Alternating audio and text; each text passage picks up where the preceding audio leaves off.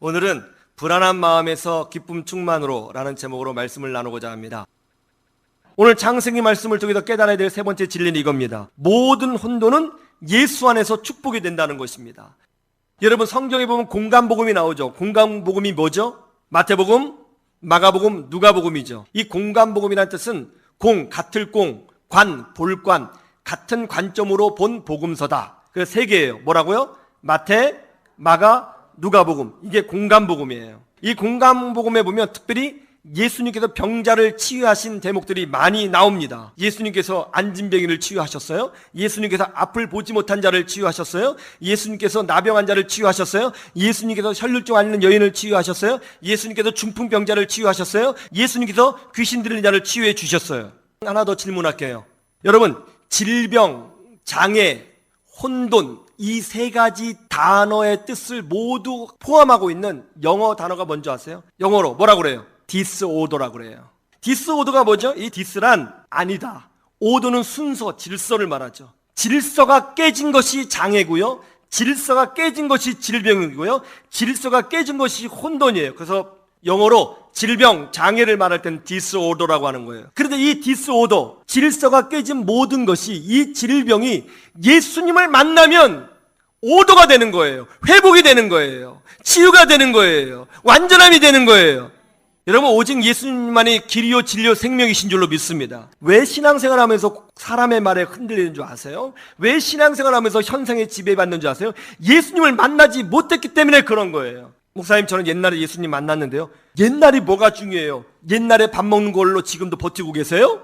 옛날에 밥 먹었어도 지금 밥 먹어야 되듯이 옛날 예수님의 은혜를 맛봤어도 지금 오늘 이 시간 예수님을 만나야 되는 거예요. 왜냐하면 우리 인생은 끊임없이 혼란함에 빠지고 우리 인생은 끊임없이 위기를 경험하거든요. 그래서 우리는 항상 예수님을 만나야 되는 거예요. 예수 안에 치유가 있고요, 예수 안에 축복이 있어요.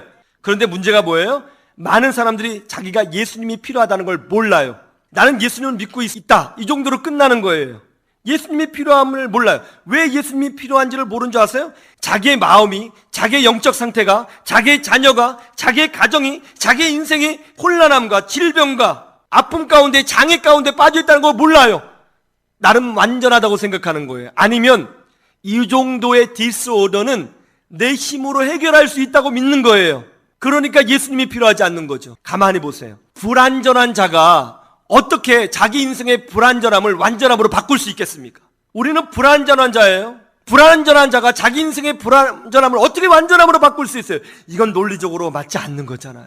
우리의 불완전함을 완전함으로 바꿀 수 있는 분은 완전하신 하나님만이 되는 거예요. 예수님은 참 하나님이시고 참 인간이신 줄로 믿습니다. 예수 안에 디스오더가 오더가 되는 거예요. 예수 안에 장애가 축복이 되는 거예요. 예수 안에 질병이 완전함이 되는 거예요. 예수 안에 우울한 마음이 기쁨이 되는 거예요. 예수 안에 공허함이 능력이 되는 거예요. 예수 안에 답이 있어요. 그래서 오늘 우리는 여전히 예수님이 필요해요. 예수님 만나야 우리 자녀가 변화돼요. 예수님 만나야 내 인생이 변화돼요. 예수님 만나야 내 가치관이 바뀌어요. 예수님 만나야 세상이 바뀌어요. 예수님 만나야 우리 가정이 변화돼요. 예수 만나야 돼요. 예수님은 우리에게 축복으로 오신 줄로 믿습니다. 이창수 목사님이라고 있습니다. 이분이 무당의 아들이었어요. 어머니는 무당이었고 아버지는 옆에서 장구 쳐주는 분이었습니다. 온 가족이 무당짓을 해서 먹고 살았습니다. 그러다 어느 날 어머니가 귀가 들리지 않는 거예요. 아무리 해도 귀가 안 들려요. 병원에 갔는데 귀가 안 들려요. 약을 먹어도 귀가 안 들려요. 그래서 다른 무당을 불러서 구술했어요. 그때 어떤 일이 벌어진지 아세요? 놀랍게도 구술한 그 무당까지 귀가 안 들리고요, 이 어머니는 통증까지 나타나기 시작했어요. 엄청난 귀에 통증이 있는 거예요. 너무나 놀래가지고 서울대병원에 갔어요. 진찰을 했어요. 그랬더니 아무런 문제가 없는 거예요. 원인을 찾을 수 없는 거예요. 분명히 귀는 들리지 않고 엄청난 통증이 있는데 원인을 찾을 수가 없어요. 고통 가운데 살았습니다. 그런데 이제 이 가정이 인천에 있었는데 동네에 좀 나이 드신 한 집사님이 무당인 어머니를 만나서 이거는 하나님만이 고쳐줄 수 있다. 교회 3일만 나와봐라. 분명히 치유받는다. 그런 거예요. 그래서 3일? 그까짓 거 못 나가? 그래서 이 무당인 어머니가 교회 3일간 나갔어요. 치유가 안 됐어요. 온 가족이 물어봤대요. 들려요? 들려요? 안 들려. 안 들린다고. 그랬더니 막 가족이 비웃는 거죠. 거버라고 무슨 교회 가서 치유받을 수 있냐고, 말도 안 된다고 막 비웃었대요. 근데 어머니의 반응이 좀 달랐어요. 어머니가 이렇게 말하더래요. 나 그래도 교회 갈란다. 아니 교회 낫지도 않는데 왜 가냐고. 내가 평생 무당짓을 했는데 겨우 3일 간다고 치유받겠냐. 모든 일에는 정성이 있어야 되고 지성이 있어야 되느니라. 그래서 집에 있는 무당의 기구들을 다 불태우고 정성과 지성을 들이기 위해서 교회를 다니기 시작한 거예요. 한 달, 2달 교회를 다녔어요. 그때 목사님에게는 2명의 누나가 있었는데 그 누나가 그렇게 반대하더라는 거예요. 교회 가지 말라고. 왜 그러냐고. 이게 뭐 하는 짓이냐고. 그럴 때쯤에 어머니가 교회 가서 기도회를 참여했는데 그때 기도회 목사님이 하고 여러 교우들이 이분의 사정을 아니까 특별히 어머니를 중보기도해 줬대요. 열심히 통성기도하면서 오늘 저번에 원래 무당이었는데 교회 나온 것 자체가 얼마나 기적이냐. 위에서 기도해 주자. 그냥 막 기도했대요. 그렇게 한참 기도해 주고 있는데 갑자기 어머니 마음에서 뭔가 훅 빠져나가는 것이 느껴지더니 성령이 역사하기 시작하는 거예요. 자신의 죄가 깨달아지고요. 예수님의 십자가의 능력이 깨달아지는 거예요. 눈물 콧물 다 쏟고 예수님을 나의 구주로 영접했어요. 그러고 나자 귀의 통증이 사라지고 귀가 들리는 역사가 일어나게 된 것입니다. 어머니가 신앙인이 됐죠. 열심히 교대했죠. 그러자 문제는 2명의 누나였어요. 2명의 누나가 어머니를 그렇게 핍박하더라는 거예요. 왜 교회 나가냐고. 교회 나가지 말라고. 그리고 전도하러 온 그 집사님이 막 대문에 나가서 소금 막 뿌리고 막 욕하고 그랬대요. 근데 하루는 또 어머니가 이제 교회 갔는데 이 큰 누나가 어머니 데려와야 된다고 교회를 쫓아갔대요. 교회 쫓아갔는데 사람이 많죠? 어쩔 수 없이 가만히 앉아 있었죠? 그때 교우들이 내가 당신을 위해서 기도해 주겠다고. 그래서 온 교회가 그 누나를 위해서 기도해 줬어요. 얼떨결에 따라 기도했습니다. 그때 성령이 역사했어요. 예수님 영접했습니다. 그리고 둘째 누나도 예수님을 영접했대요. 그러고 나니까는 이 장구를 쳐주던 아버지가 칼을 들고 와서 2 누나들에게 너희들도 교회 가면 죽여버리겠다고 협박을 하더라는 거예요. 집안이 더 어려워지게 됐어요. 가정이 아주 힘들게 됐어요. 혼란스러워졌어요.